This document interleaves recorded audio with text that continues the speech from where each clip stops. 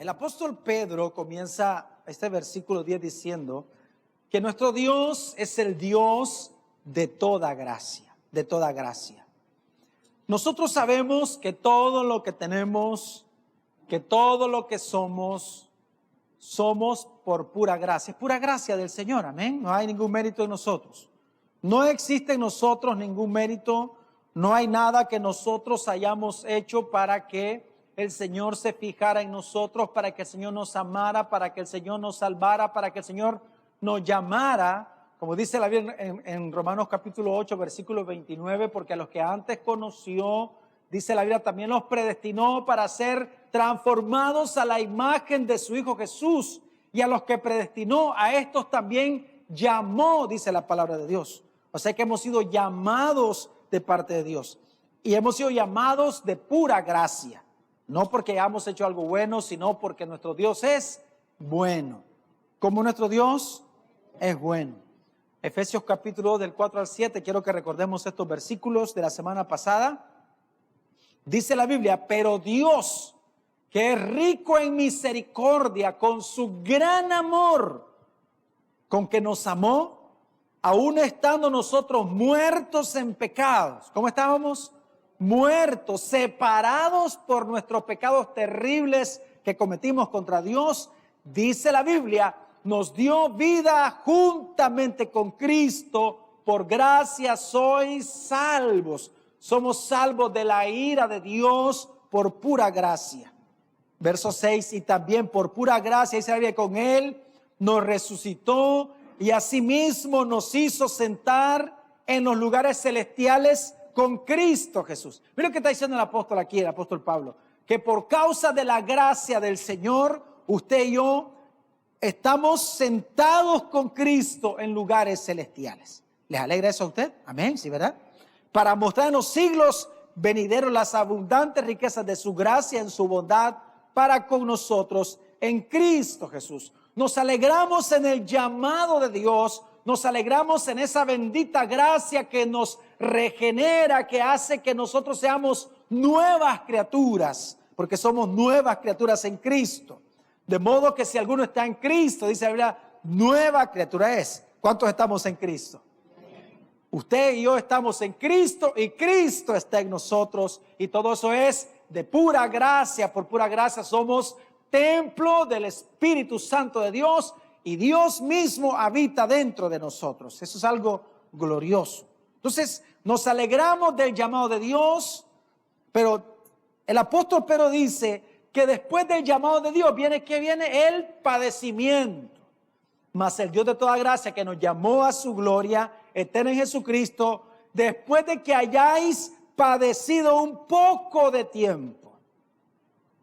Entonces entendemos que esa misma gracia que nos llama es la misma gracia que, esa misma gracia viene el sufrimiento de Dios, viene el padecimiento de parte de Dios en nuestra vida, pero es un sufrimiento, es un padecimiento que produce la vida de Cristo en nosotros. El apóstol Pedro dice que el Señor nos perfecciona por medio de las aflicciones, somos perfeccionados, somos madurados. Recuerden que la palabra maduro es ser como Cristo. Y Hebreos dice que por lo que Cristo padeció, aprendió la obediencia. Ahora, ¿cuántos decimos que queremos ser como Cristo? ¿Cuántos oramos cada día, Señor, yo quiero ser como Cristo? Cuando usted ora y dice, quiero ser como Cristo, ¿a qué se refiere? Bueno, en mi caso, yo lo que quiero decir es, quiero ser obediente como Cristo. ¿Se acuerdan lo que dice la Biblia? Que él fue obediente hasta la muerte, y muerte de cruz. Pues entonces cuando decimos que queremos ser como Cristo, es que queremos ser obedientes como Cristo. Algunos piensan en caminar sobre las aguas como Cristo, en multiplicar los panes y los peces como Cristo. No, ser obedientes como Cristo. Amén. ¿Cuántos quieren eso? Ahora, ¿cómo es que el Señor aprendió eso? Dice la Biblia en Hebreos. Por lo que padeció, aprendió la obediencia. O sea que la perfección, la madurez es el resultado del sufrimiento, del quebrantamiento que Dios produce en nosotros para que Cristo sea visible, para quebrar este vaso de barro, para que el Señor se manifieste cada día. Amén. También dice la Biblia que el sufrimiento que proviene de su bendita gracia también produce firmeza en nosotros, nos afirma en el Señor. Isaías 26:3 dice: al de carácter firme lo guardarás en perfecta paz porque en ti confía. Eso lo dice en la nueva versión internacional, perdón. Al de carácter firme lo guardarás en perfecta paz porque en ti confía. Dice la Reina Valera 60, tú guardarás en completa paz aquel que en ti confía, cuyo pensamiento en ti persevera, porque en ti ha confiado. Pero la confianza, la perseverancia es el resultado del sufrimiento que produce en nosotros firmeza de carácter. La palabra firmeza también se dice o se define como entereza, como constancia, como fuerza moral de quien no se deja dominar ni abatir. Necesitamos desarrollar en nuestra vida entereza, constancia, perseverancia, ser cristianos firmes que no se dejen mover por nada. Amén. Afirmados en la roca que es Cristo Jesús. Cristianos que crecen en medio de las circunstancias más adversas. Usted y yo estamos diseñados por Dios para crecer en medio de la adversidad. Porque los primeros cristianos crecieron, se multiplicaron en medio de la peor adversidad que alguien podía enfrentar. Nosotros no padecemos nada comparado con los que padecieron los primeros cristianos. Persecución, muerte. Fueron llevados al Coliseo romano, fueron al circo, fueron, hermanos, cosas terribles ocurrieron con ellos. ¿Usted se imagina si esos cristianos no hubiesen sido firmes en el Señor? Dice la Biblia, aún desde el Antiguo Testamento, que cuando los enemigos de Israel, los egipcios querían destruir a Israel, dice la Biblia que entre más los oprimían, dice la Biblia, más se multiplicaban. Usted y yo estamos diseñados por Dios para crecer en la peor adversidad. Por eso es que entre más adversidades hay en nuestra vida, más firmes nosotros estamos. Amén. El cristiano que no padece, el cristiano que no le gusta el padecimiento, que no entiende la importancia del padecimiento, es un cristiano que nunca crecerá. Mire, lo peor que nos puede pasar a nosotros, ¿sabe qué es lo peor que nos puede pasar? Sufrir y no aprender. Eso es lo peor que nos puede pasar. Sufrir y no aprender. Porque con cada sufrimiento en nuestra vida debe de haber un aprendizaje. Amén. Por ejemplo, cuando usted disciplina a su hijo, cuando usted saca la varita para darle a su hijo, ¿por qué lo hace usted? Porque usted quiere que él aprenda que lo que hizo no es correcto.